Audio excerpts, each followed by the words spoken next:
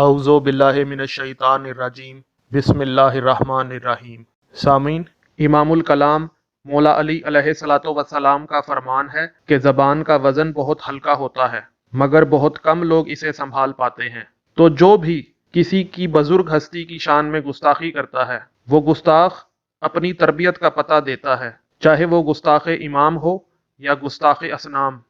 اللہ نے قرآن میں ارشاد فرمایا ہے کہ اللہ کے سوا جن کو یہ پکارتے ہیں ان کو گالی نہ دو، ایسا نہ ہو کہ وہ لا علمی میں حد سے بڑھ جائیں اور اللہ کو گالیاں دیں۔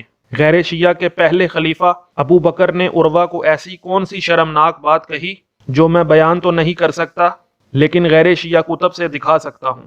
سامعین، یہ روایت مشہور و معروف کتاب حیات الصحابہ جسے محمد یوسف کاندھلوی نے لکھا ہے اور اس کا ترجمہ مولوی محمد احسان الحق نے کیا ہے، اور یہ دارالاشاعت کراچی پاکستان سے چھپی ہے اور صفحہ اس کا 166 ہے میں درج ہے۔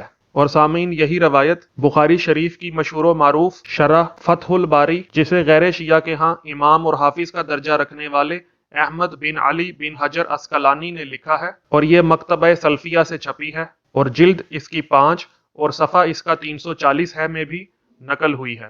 جی سامعین، آپ نے ملاحظہ کیا، جو شخص اللہ کے حکم کے باوجود کسی کے جھوٹے خدا کی توہین کرے وہ اللہ کا نافرمان ہے، اور یہ تو دنیا کا ہر انسان جانتا ہے کہ کسی کا نائب، کسی کا خلیفہ، کسی کا جانشین، کسی کا وارث وہی ہوتا ہے جو اس کا فرما بردار ہو، جو اس کی بات مانتا ہو، وہ نہیں ہوتا جو اس کا نافرمان ہو۔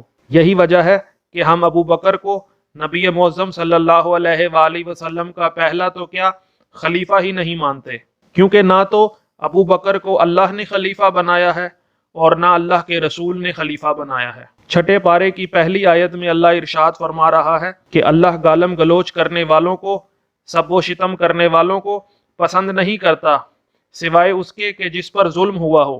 تو جس کو اللہ پسند نہیں کرتا، جس کو اللہ اپنا محبوب نہیں رکھتا، اسے اپنا خلیفہ کیسے بنا سکتا ہے؟ کیا آپ نے دنیا میں کوئی ایسا بادشاہ دیکھا ہے جس نے اپنے غیر محبوب انسان کو اپنا خلیفہ بنایا ہو، اپنا جانشین بنایا ہو، اپنا نائب بنایا ہو؟ سوچنے والوں کے لیے اس میں نشانیاں ہیں۔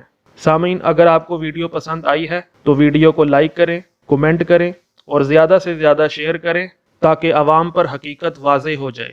السلام علیکم ورحمۃ اللہ وبرکاتہ۔